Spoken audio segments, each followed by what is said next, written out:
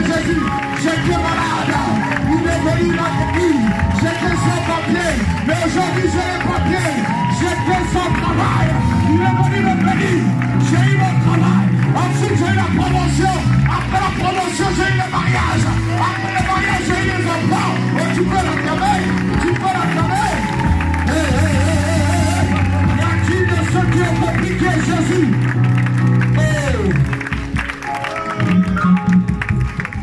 J'aimerais aider quelqu'un à acclamer Jésus. Écoute cela. Alors que nous sommes en France, tous les habitants de la France, nous appelons les Français. Oui. Les habitants de Bruxelles, on les appelle comment? Bruxellois. Les Bruxellois. Toi, tu es un Ciellois. Tu es une Cielloise. Ton voisin, tu es une Cielloise. Tu n'es plus Congolais. Tu n'es plus Irakien. Tu es un Ciellois. Tu es une Cielloise. Dis-lui. Tu viens du ciel, bien-aimé. Dis-lui. Salut un Ciellois, une Ciellois. Salut-le. Il vient du ciel. Tu es un Ciellois. Tu es une Cielloise. Nous venons du ciel. Si tu doutes, Jésus dans la prière sacerdotale a dit prier. Notre Père qui est au ciel. Dis à ton frère Ciellois, Cielloise. Un frère, il était dans ma voiture, on partait au pique-nique hier. Je lui ai dit, mais pasteur, tu es de quelle origine? J'ai dit, je suis Ciellois. Il m'a regardé. Il m'a dit, mais il est fou quoi. Quand je lui ai expliqué, il a dit, moi aussi je suis Ciellois. Dis aussi, tu es Ciellois, tu es Cielloise. Est-ce que tu peux acclamer là, tu es Ciellois? Des Ciellois, c'est non Seigneur. Au ciel, il y a la louange. Au ciel, il y a l'acclamation. Oh, qui peut acclamer comme un Ciellois, comme une Cielloise.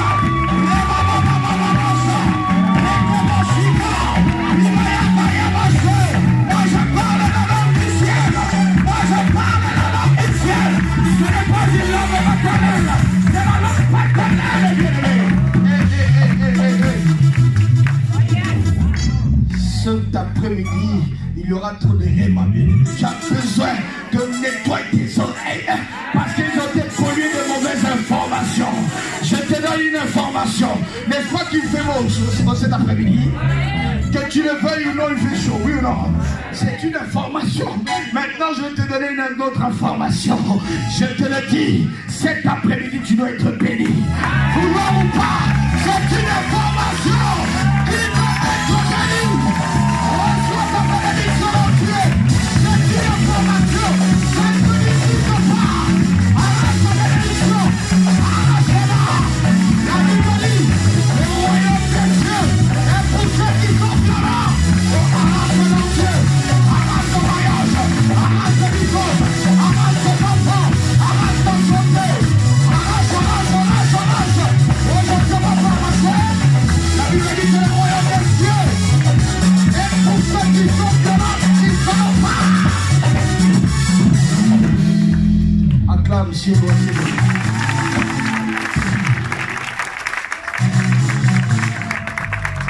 Un sourire aussi Ciellois. Fais un sourire d'un Ciellois un peu. Ah oui. Ah oui. Au ciel, on a une maxime. On a une devise au ciel. On dit toujours tout va bien. Souris à ton voisin, dis-lui tout va bien.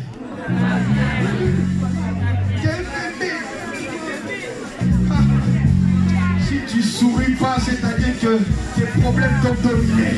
Mais toi, tu parles avec le langage du ciel. C'est une folie de dire que tout va bien, alors que les factures t'attendent. Écoute cela, la foi est une folie. Oh, il y a qui Ciellois et des Cielloises? Il y a ton voisin, tout va bien. Regarde-le. Peut-être qu'il n'a pas assez d'options. Prends le voisin de derrière, le voisin de devant, le voisin à gauche, le voisin à droite. Dis-lui tout va bien. Dis-lui tout va bien. Dis-lui tout va bien. Tout va bien.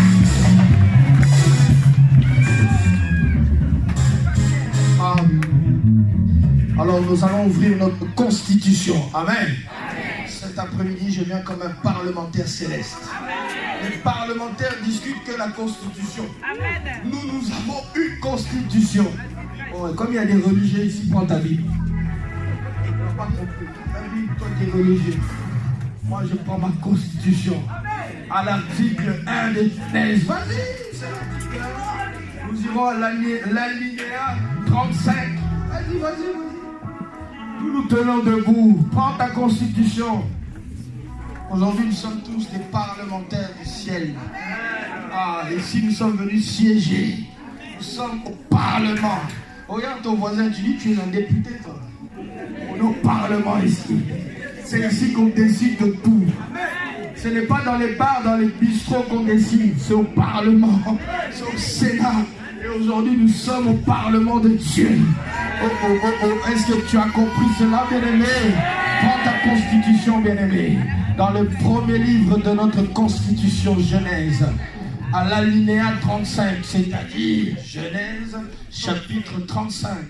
Alors, je pense que je vais me faire assister un peu aujourd'hui. Ça, on a mis, tu nous prends Genèse, effectivement, 35.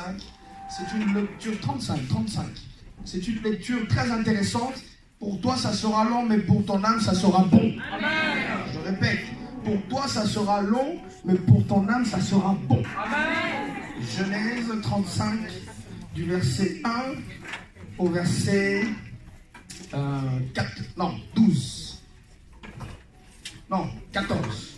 Du verset 1 au verset 14. Ensuite, nous lirons, je lirai moi-même, Genèse chapitre 22. Mais nous commençons déjà le premier livre, donc effectivement, Genèse 35. Tout le monde a ouvert sa Bible? Si tu n'as pas ta Bible, c'est vraiment dommage. Mais Dieu nous a fait du bien parce qu'à l'église, la paix de l'Éternel, nous sommes gentils. Te permet de lire la Bible dans un écran. C'est pas beau ça d'avoir un écran? Alors, la paix de l'Éternel, c'est l'église classe. Hein? Oui. L'église classe. Tu lis la Bible dans un écran, bien aimé. Ah, j'en parlerai. Genèse chapitre 35, nous lisons. La Bible déclare, Dieu dit à Jacob, lève-toi, monte à Bethel et demeure-y. Là, tu dresseras un autel au Dieu qui t'a apparu lorsque tu fuyais Ésaü ton frère. Jacob dit à sa maison et à tous ceux qui étaient avec lui, ôtez les dieux étrangers qui sont au milieu de vous, purifiez-vous et changez de vêtements. Nous nous lèverons et nous monterons à Bethel. Là, je dresserai un autel au Dieu qui m'a exaucé dans le jour de ma détresse et qui a été envoyé avec moi pendant le voyage que j'ai fait. Ils donnèrent à Jacob tous les dieux étrangers qui étaient entre leurs mains et les anneaux qui étaient à leurs oreilles. Jacob les enfuit sous le Tébérinthe qui est près de Sichem. Ensuite, ils partirent. La terreur de Dieu se répandit sur les villes qui les entouraient et l'on ne poursuivit point les fils de Jacob. Jacob arriva, lui et tous ceux qui étaient avec lui, à Luz, qui est Bethel, dans le pays de Canaan. Il bâtit là un autel et il appela ce lieu El-Bethel, car c'est là que Dieu s'est révélé à lui lorsqu'il fuyait son frère. Déborah, nourrice de Rebecca, mourut, et elle fut enterrée au-dessous de Bethel, sous le chêne auquel on a donné le nom de chêne des pleurs. Dieu apparut encore à Jacob après son retour de Padan-Aram, et il le bénit. Dieu lui dit, ton nom est Jacob, tu ne seras plus appelé Jacob, mais ton nom sera Israël. Et il lui donna le nom d'Israël. Dieu lui dit, je suis le Dieu Tout-Puissant. Sois fécond et multiplie. Une nation et une multitude de nations naîtront de toi, et des rois sortiront de tes reins. Je te donnerai le pays que j'ai donné à Abraham et à Isaac, et je donnerai ce pays à ta postérité après toi. Dieu s'éleva au-dessus de lui, dans le lieu où il lui avait parlé. Et Jacob dressa un monument dans le lieu où Dieu lui avait parlé, un monument de pierre sur lequel il fit une libation et versa de l'huile. Parole du Seigneur. Amen. Nous prenons Genèse 22, au verset 15. Genèse 22, c'est facile, tu reviens un peu en arrière. Genèse chapitre 22, verset 15. La Constitution nous dit, l'ange de l'Éternel appela une seconde fois Abraham des cieux et dit, je le jure. Quelqu'un peut dire je le jure? Non, dis-le encore, je le jure. Par moi-même, parole de l'Éternel, parce que tu as fait cela et que tu n'as pas refusé ton fils, ton unique, je te bénirai, je te multiplierai ta postérité comme les étoiles du ciel et comme le sable qui est sur le bord de la mer. Ta postérité possédera la porte de ses ennemis. Toutes les nations de la terre voudront être bénies en ta postérité parce que tu as obéi à ma voix. Parole du Seigneur. Père éternel de gloire, cet après-midi, nous avons besoin de toi. Père, que nous puissions diminuer, mais que toi seul puisses prendre la première et unique et seule place dans ces lieux. Seigneur, que notre esprit s'ouvre et que notre entendement et notre discernement s'ouvrent. Je veux parler, Seigneur, au cœur et aux esprits ici présents. Touche et parle à nos esprits. Car, Seigneur, nous sommes venus télécharger ordonnances, des recommandations et des commandements qui viennent de toi. Fais-nous du bien au nom de Jésus-Christ. Amen. Amen. Amen. Nous pouvons prendre place, bien-aimés. J'aimerais tout d'abord remercier l'Éternel qui nous permet de nous tenir devant vous.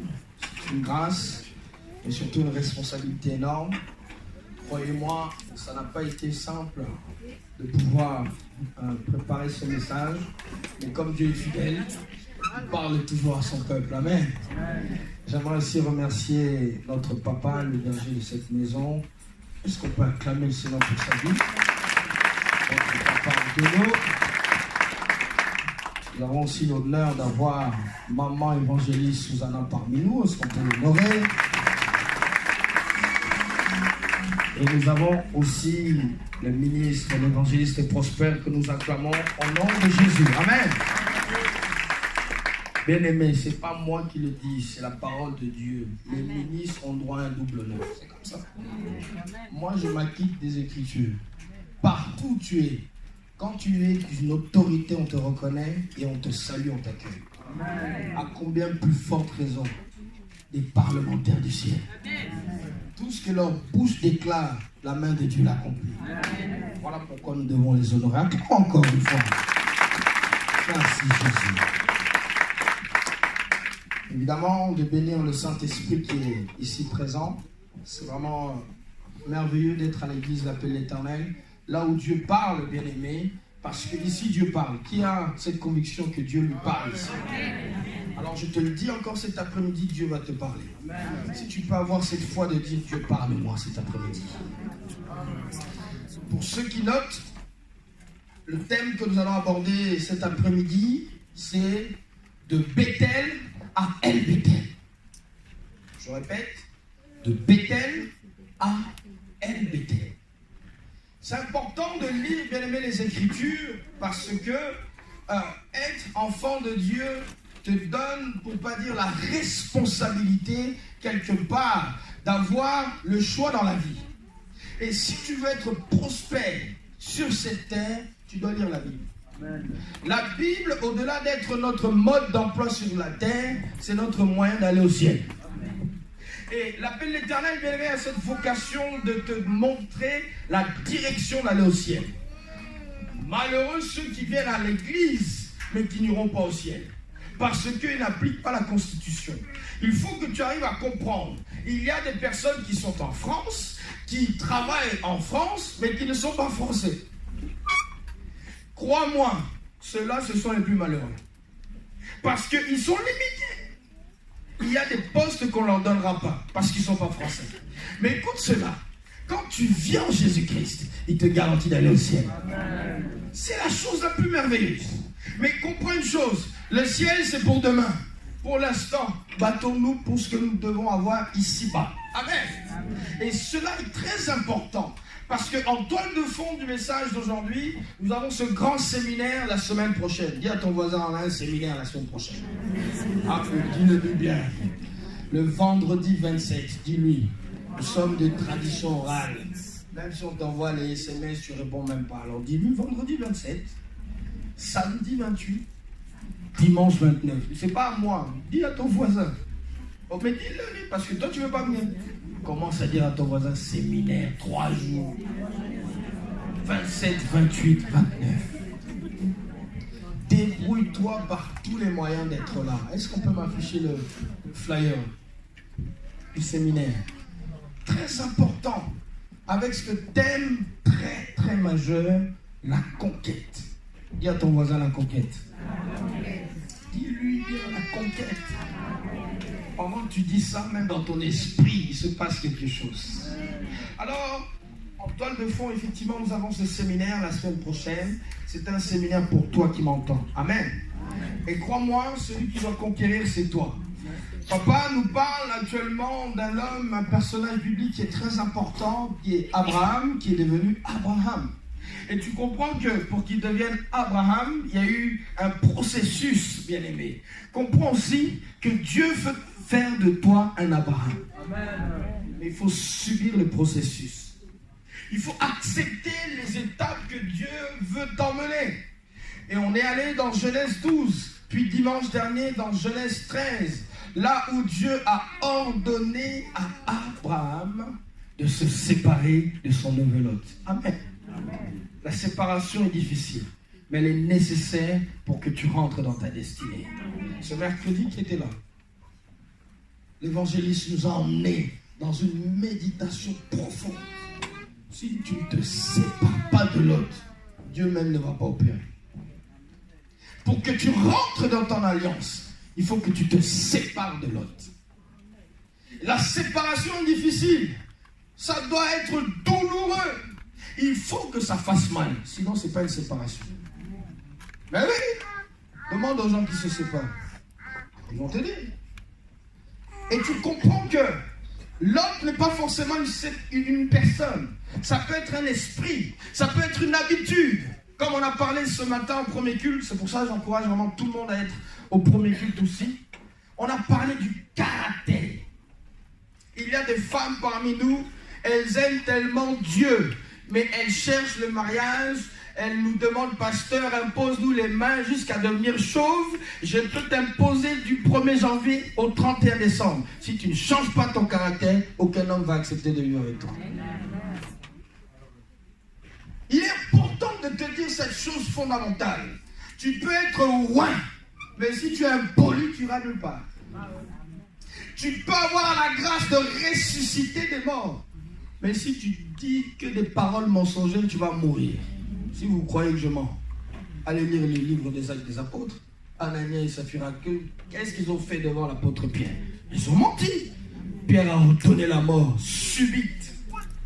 Et ils sont morts à cause du mensonge. Ton caractère, bien-aimé, va te maintenir dans une position. Sois de ceux qui ont des dons, des talents, mais qui manifestent aussi le fruit. Ceux qui aiment comprendre les fruits de l'esprit, relis Galates chapitre 5, verset 22. Et le premier fruit, l'amour. Il faut que toi envoies l'amour, bien-aimé. C'est dommage. L'église est devenue même pire que l'arche de Noé. Alors je te rappelle l'arche de Noé. Il y avait des animaux domestiques et des animaux sauvages. Personne n'a mangé personne. Ils sont arrivés. Mais l'église d'aujourd'hui, waouh! Bien-aimé, démontre l'amour. À l'église surtout, à l'extérieur. Parce que s'il n'y a pas l'amour, comment les gens de l'extérieur vont comprendre que Dieu est amour? Alors, comprenons que le caractère est important. J'ai parlé un exemple pour tous les footballeurs et celles qui suivent ou pas. Il y a un jeune homme du nom de Karim Benzema, très talentueux, attaquant du Real de Madrid. Il a regardé la Coupe du Monde à la télévision. À cause du mauvais caractère, il risque de jamais avoir une Coupe du Monde. Parce qu'il a un mauvais caractère. Alors, avis à celles et ceux qui veulent avancer dans la vie, avec un mauvais caractère, tu n'iras nulle part. D'autres disent non, mais c'est dans notre famille. Vous êtes méchant, plus. Papa méchant, enfant méchant, plus. Mais bien aimé, change de caractère. Montre l'amour et tu verras que même tes affaires seront florissantes. C'est très important, bien aimé. Tu es enfant de Dieu, tu sers Dieu, tu tombes en extase, tu pries à langue. Mais quand tu ouvres la bouche, waouh! le caractère. C'est très important, évidemment, d'être loin, mais d'avoir un bon caractère. Jésus avait un bon caractère. Vous avez vu le ministère de Jésus? En 3 ans et demi, waouh! Il a révolutionné la surface de la terre. Alors, c'est aussi un élément qu'on aimerait aborder aujourd'hui, mais cet après-midi, on va effectivement parler de Bethel à El Bethel. On comprend que dans Genèse 13, surtout 12, Dieu parle à Abraham. Et qu'est-ce qu'Abraham décide de faire? Bâtir un autel à Dieu. Juge chapitre 6 nous parle de cet homme qui s'appelle Gédéon. Gédéon, son père, avait des autels maléfiques, diaboliques, occultes. Et pendant une nuit, Gédéon s'est levé et a renversé les autels de son père. Pourquoi? Parce que pour rentrer dans sa destinée, il fallait qu'il détruise et il renverse les autels de son père. Mais laisse-moi te parler d'un autel que Abraham a bâti. Et là, à Bethel, bien-aimé, Dieu s'est révélé à lui. Et j'aime dire, pour que Dieu s'adresse à lui dans Genèse 22, lorsqu'il a fait l'alliance avec lui, il a fallu que Abraham comprenne, Dieu est quelqu'un qui va aller trop loin avec toi. Amen. Dieu est un Dieu générationnel. Il va de génération en génération. J'aime la Bible parce que la malédiction va jusqu'à la 4e génération. Mais la bénédiction de l'Éternel te poursuit jusqu'à la 1000e génération. Tu comprends que l'autel que Abraham a bâti a finalement consolidé son petit-fils. Parce que le texte que nous avons lu dans Genèse 35, il s'agit de qui? De Jacob. Aujourd'hui, on va faire un peu un bond dans le temps. Parce que entre Abraham et Jacob, il y a eu Isaac. Isaac est la promesse que Dieu avait établie et promis à donner à Abraham. Et ce qui est important, ce que j'ai lu dans Genèse 22, là où Dieu dit, je te jure, quand tu donnes un sacrifice à Dieu, Dieu va te jurer de te bénir. Amen. Mais pour donner un sacrifice, il faut un autel. Il n'y a pas de sacrifice sans autel. Il faut un autel là où tu déposes ton sacrifice et Dieu honore cela pour bâtir une alliance avec toi. Le problème, c'est que l'Église aujourd'hui veut avoir une alliance avec Dieu, mais tu ne veux pas bâtir un autel. Abraham a bâti un autel à Bethel. Jacob a bénéficié des bénédictions que Abraham avait bâties. Mais il a compris, pour que sa postérité aussi soit bénie, il fallait bâtir un autel. Cette fois-ci, Jacob n'a pas appelé Bethel, mais il a appelé El Bethel, le lieu élevé de Dieu. Qui peut dire El Bethel? Non, dis-le avec conviction, El Bethel. Ce que tu es en train de vivre, c'est les bénédictions que tes pères ont bâties. Ils ont bâti des autels pour Dieu et aujourd'hui tu vis sous la grâce. Mais laisse-moi te dire, il faut que tu bâtisses aussi des autels pour Dieu, pour ta postérité. Parce que tu verras, ce que Abraham a bâti, c'est descendu jusqu'à Jacob. Et ce que Jacob a bâti, regardez, ses enfants en ont bénéficié. Et j'en parlerai d'un, notamment Joseph. Lui, ce qui est merveilleux, il n'a pas seulement parlé au roi, mais il a siégé à la cour royale. Tout cela parce que son arrière-grand-père avait bâti un autel.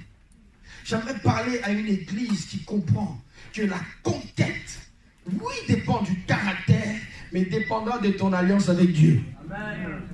Tant que tu n'es pas en alliance avec Dieu, tu vas avoir des semblants de victoire, mais ça va au bout d'un moment tomber. Parce que Dieu est un Dieu fidèle. S'il y a des caractéristiques de Dieu, c'est la fidélité. Tu comprends que même si Abraham aurait pu commettre des difficultés, parce qu'il faut le dire, le péché n'annule pas les conséquences.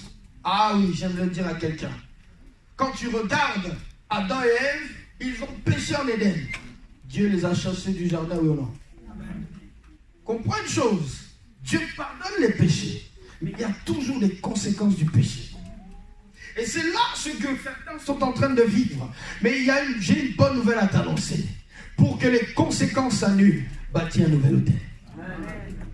Parce que, après tout, lorsque Adam et Ève ont péché, mais quand ils se sont repentis, Dieu les a rendus féconds.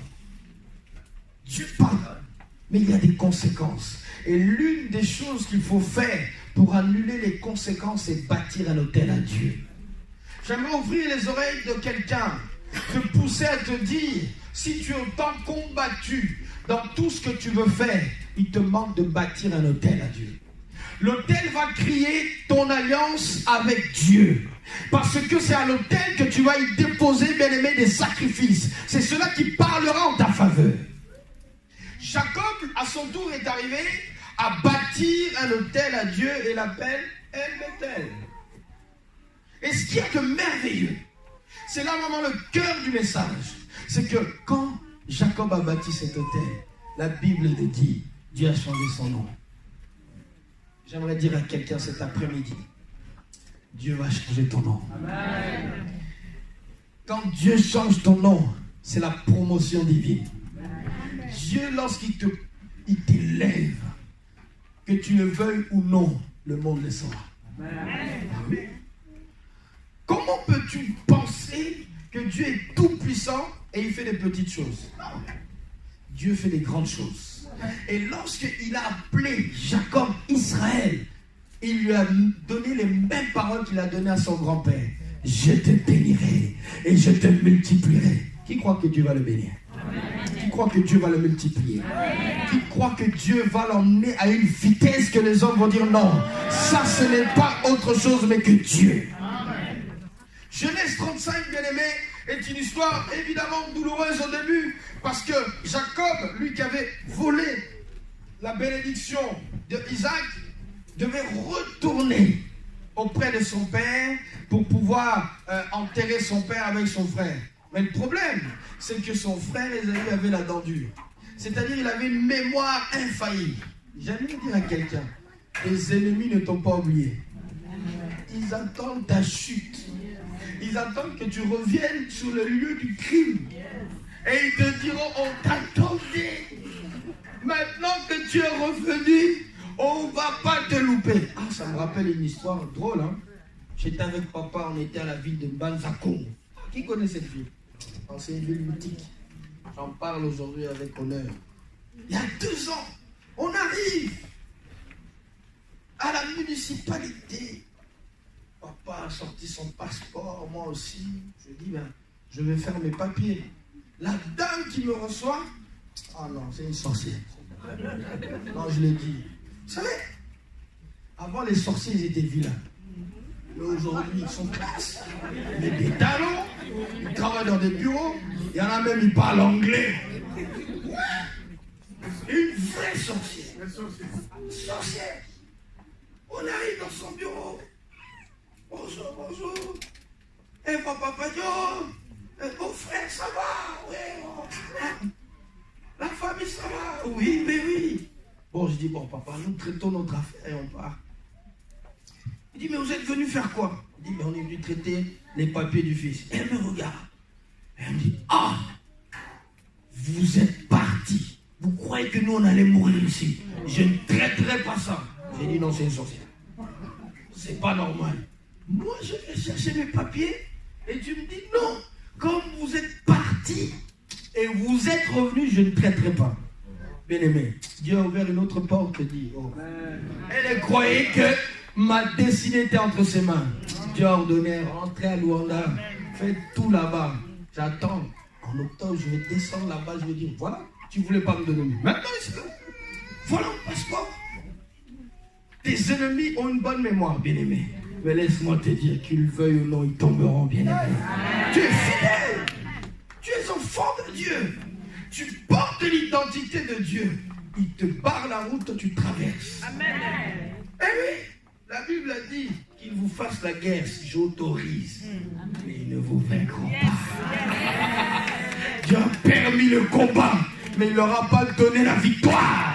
J'aimerais dire à quelqu'un qu'on te combatte, oui, mais ils ne vaincront pas sur ta vie, ni sur ton mariage, ni sur tes enfants, ni sur ta santé, parce que Dieu est fidèle. De Bethel à Bethel. Là, Jacob, devenu Israël, ce qui est de beau, Dieu fait cette belle promesse. Je te bénirai. Et il lui dit, je te multiplierai. C'est comme si Dieu se répétait. J'aime quand Dieu se répète. Parce qu'en réalité, Dieu ne se répète pas, mais il crée de nouveau. Parce qu'Abraham, il a dit, je te bénirai. Et il a effectivement béni. Et lorsqu'il dit à Jacob, je te bénirai, non seulement il change son nom, mais il le multiplie. Aujourd'hui, nous ne voyons pas qu'Israël est devenu une nation. Ah ben oui, bien aimé. Il faut comprendre une chose. La conquête est un état d'esprit. Être conquérant dépend de qui tu portes, bien aimé. Il est impossible d'être enfant de Dieu et chaque matin tu te lèves, tu dis mais Dieu tu m'as oublié. Dieu te dira mais je vous ai donné le pouvoir de marcher sur les serpents et les scorpions. Tu as déjà le pouvoir, exerce.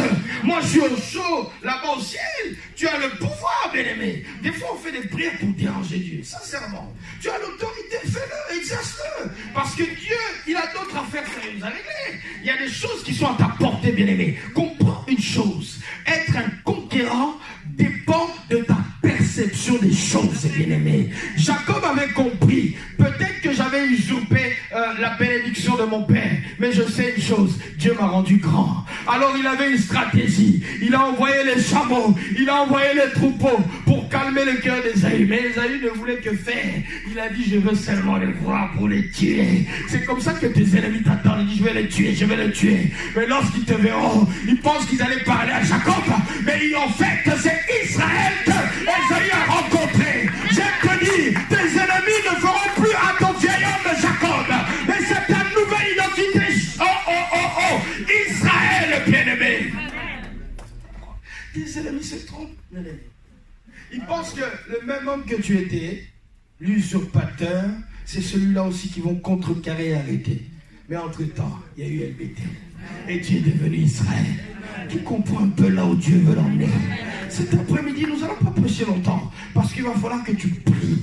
Les autels qui ont été bâtis contre ta vie et ta postérité, tu vas les détruire. Tu vas bâtir des véritables autels comme Abraham a fait, comme Jacob a fait, afin que ta postérité aussi en bénéficie. Il est impossible que tu te dises je suis sur la terre et que je suis à moins que rien. Non, bien-aimé. Tu n'es pas ici pour croiser les bras ni accompagner les autres. Ah, bien-aimé. Tu n'es pas là pour accompagner qui que ce soit, parce que ton Père est le gouverneur du ciel. Tu as vu où un prince qui se comporte comme un pauvre? Ah, on rigolait. Regardez leur mariage. Toi-même, quand tu regardes, tu dis waouh, oh là là, mais il est prince. Les standings de prince, ce n'est pas le commun des mortels.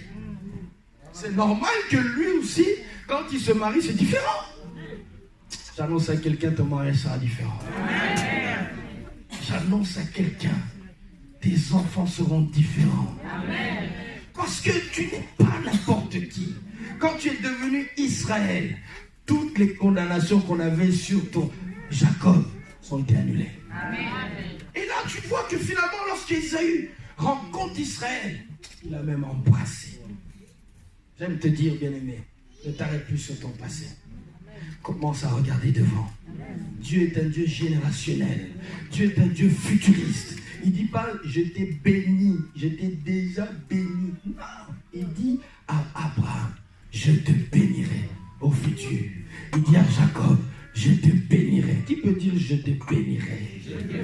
Ce n'est pas un homme qui parle, mais c'est Dieu.